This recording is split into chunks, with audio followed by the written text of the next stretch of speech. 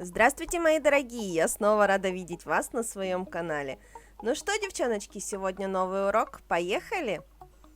Сегодня мы с вами будем делать коррекцию моей маме. Ногти очень сильно переношенные, потому что времени на коррекцию совершенно не было. Поэтому сегодня по-быстренькому мы уберем длину, вернем такую же длину, какая у нас была до отрастания. То есть уберем ровно настолько, насколько отросло. Кстати, это любимый метод убирания длины у клиентов, насколько отросло. Ваши клиенты столько же убирают длины на каждой коррекции? Напишите в комментариях.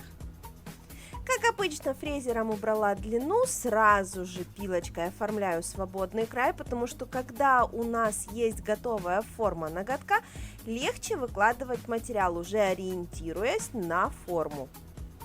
Опиливаю поверхность ногтя для того, чтобы приподнять чешуйки и обеспечить сцепление материала. Дальше приподнимаю кутикулу, убираю птериги, наносим праймер, базовый гель и переходим к моделированию.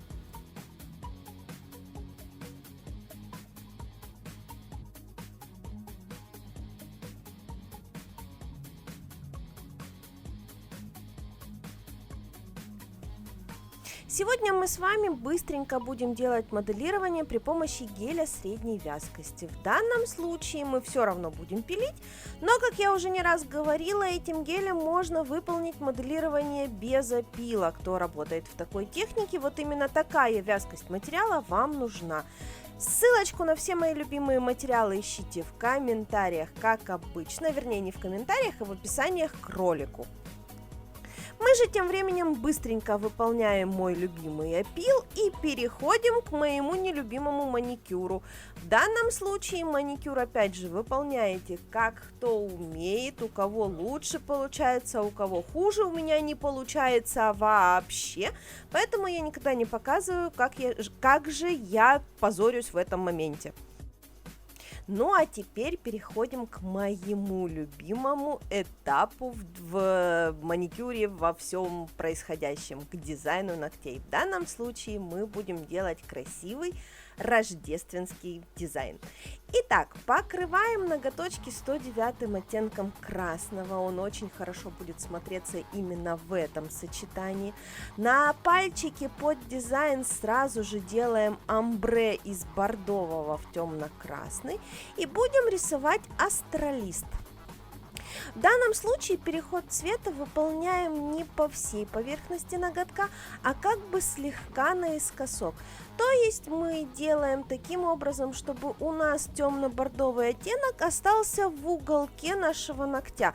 Все остальное у нас будет красное. То есть темно-бордовый оттенок создаст тень под наш астролист, для того, чтобы он смотрелся интереснее и создавалось такое впечатление, как будто астролист на ноготь отбрасывает тень. Да и плавность самого перехода цвета тоже не очень-то важна. Нам главное перемешать таким образом, чтобы не оставались явные следы от кисти, этого в принципе достаточно. После этого мы подготавливаем ноготочек под литье пигментами. Для этого перекрываем финишным покрытием, бафим и потом рисуем элементы под литье. В данном случае литьем мы будем с вами делать рамочку под наш астролист. Рисуем направляющие и заплетаем вензельные элементы в виде рамки. Просушиваем 10 секунд и затираем золотым пигментом.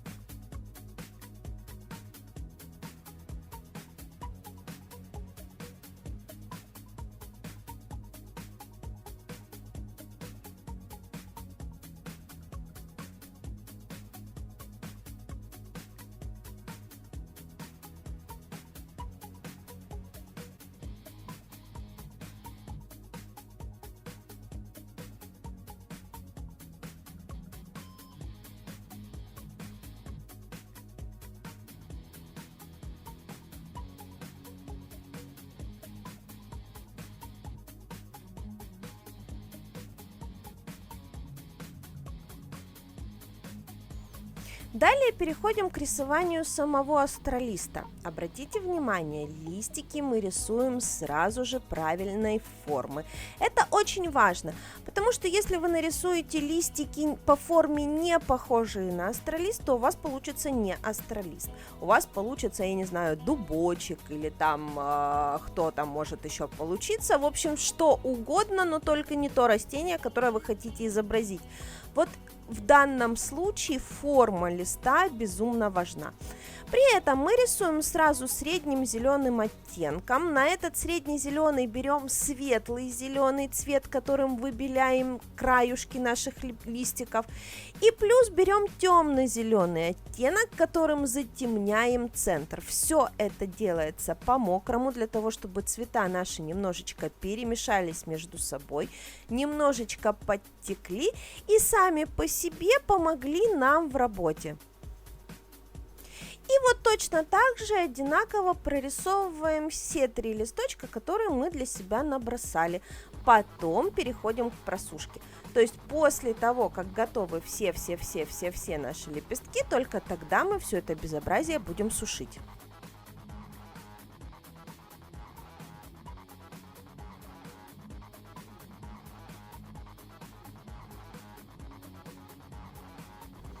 После того, как мы просушили лепестки, переходим к рисованию ягодок. В данном случае ягодки рисуем 71 цветом.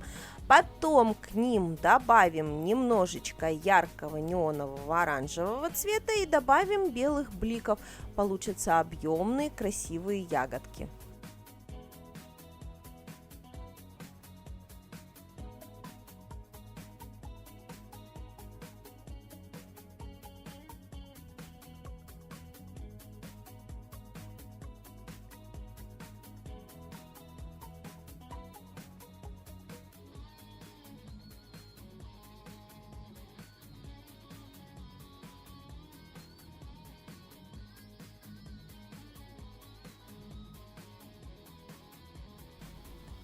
И после того, как у нас все просохло, переходим к тоненькой прорисовке.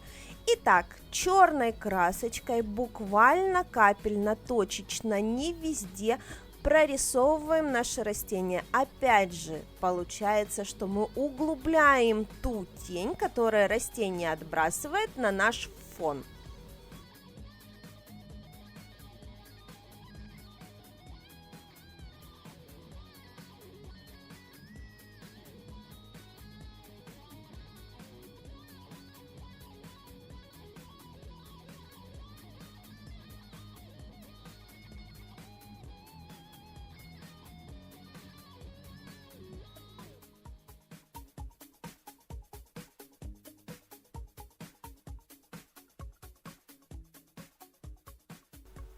И, конечно же, если мы кое-где углубили тень, то нужно и показать более яркий свет. Поэтому светло-светло-зеленой красочкой она смотрится практически как беленькая. Мы кое-где трогаем наши лепесточки для того, чтобы высветлить их краюшки. Причем в данном случае настолько светлый оттенок мне показался слишком ярким, поэтому я вернулась и сделала это более темно-зеленым цветом. После того, как мы полностью выполнили дизайн, перекрываем его финишным покрытием, и на этом наши ноготки готовы.